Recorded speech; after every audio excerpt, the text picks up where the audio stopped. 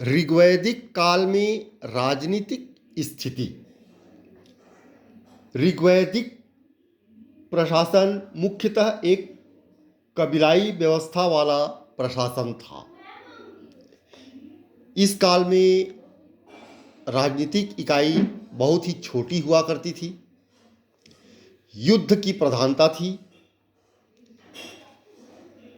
और इस कबीलाई राज व्यवस्था में सैन्य भावना प्रमुख थी। कबीले के राजा को गोप्ता कहा जाता था और इस काल में राजा का पद आनुवांशिक हो चुका था। राजा को जो भेंट उपहार स्वेच्छा से दिए जाते थे उस पर अपना अधिकार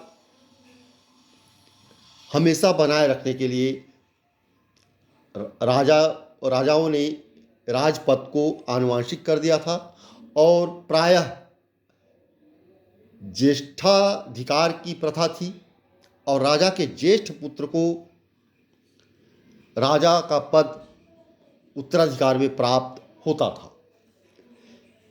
राजनीतिक इकाई में सबसे छोटी इकाई कुल या परिवार थी जिसका प्रधान कुलप होता था। इसके अलावा उससे बड़ी इकाई ग्राम, विश और जन थी। ग्राम संभवतः कई परिवारों के समूह को कहती थी। ग्राम का प्रधान ग्रामीणी कहलाता था। विश कई ग्रामों का समूह था। इसका प्रधान विशपति कहलाता था। अनेक विषयों का समूह जन होता था। जन के अधिपति को जनपति या राजा कहा जाता था। ऋग्वेद में जन शब्द का उल्लेख 275 बार मिलता है, जबकि जनपद शब्द का उल्लेख एक बार भी नहीं मिलता है। जनों के प्रधान को राजन कहा जाता था। राजा के चुनाव में समिति का महत्वपूर्ण योगदान था। राजा को जनस्य गोपा, पूर्वेत्ता, विशपति, गणपति, गोपति कहा जाता था। राजा की सहायता हेतु पुरोहित, सेनानी एवं ग्रामीण नामक प्रमुख अधिकारी होते थे। इनमें सबसे प्रमुख पुरोहित होता था क्योंकि इस काल में धर्म की प्रधानता थी।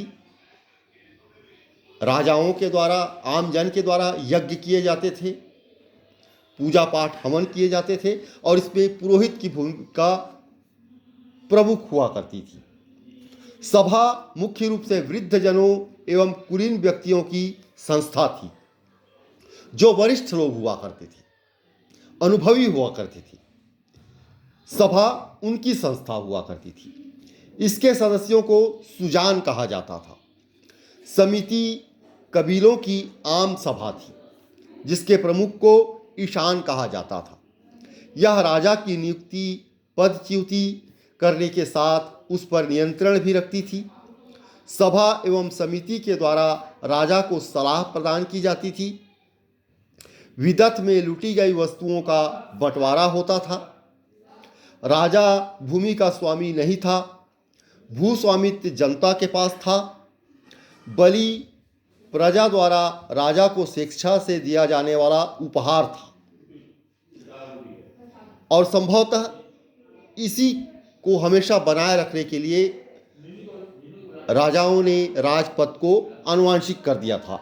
राजा इस बलि या जो स्वेच्छा से राजा को दिए जाते थे प्रजाजनों के द्वारा, उसके बदले में राजा प्रजाजनों की सुरक्षा की जिम्मेदारी लेता था।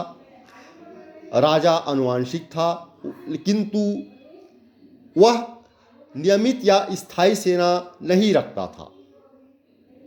व्रात, गण, ग्राम और सर्द नाम से कबायली टोलियां लड़ाई लड़ती थीं। इस प्रकार राजा युद्ध के लिए और अन्य कार्यों के लिए भी आर्थिक रूप से भी प्रजाजनों के ऊपर निर्भर रहता था। इन्हें स्वजनों की सेना या मिलिशिया कहा जाता था। जिस सेना की सहायता से राजा युद्ध करता था उसे स्वजनों की सेना या मिलिशिया कहा जाता था।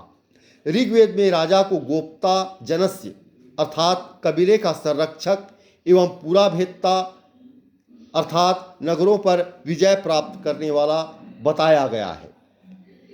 इस युग में राजतंत्रात्मक एवं गणतंत्रात्मक दोनों ही प्रकार के शासन की व्यवस्था प्रचलित थी। राजा का प्रमुख कार्य कबीले की सुरक्षा सुनिश्चित करना होता था। सबसे महत्वपूर्ण अधिकारी पुरोहित होता था। चूंकि इस काल में धर्म व कर्मकांड की प्रधानता थी, पुरोहितों का स्थान सर्वप्रमुख होता था। वह राजा का सबसे महत्वपूर्ण प्रमुख अधिकारी होता था, सलाहकार भी होता था। विभिन्न धार्मिक कार्यों में वह राजा को सलाह भी देता था। पुरोहित के पश्चात सेनानी का स्थान आता था। चरागाह का प्रधान व्राजपति था तथा लड़ाकू दलों के प्रधान को ग्रामणी कहा जाता था।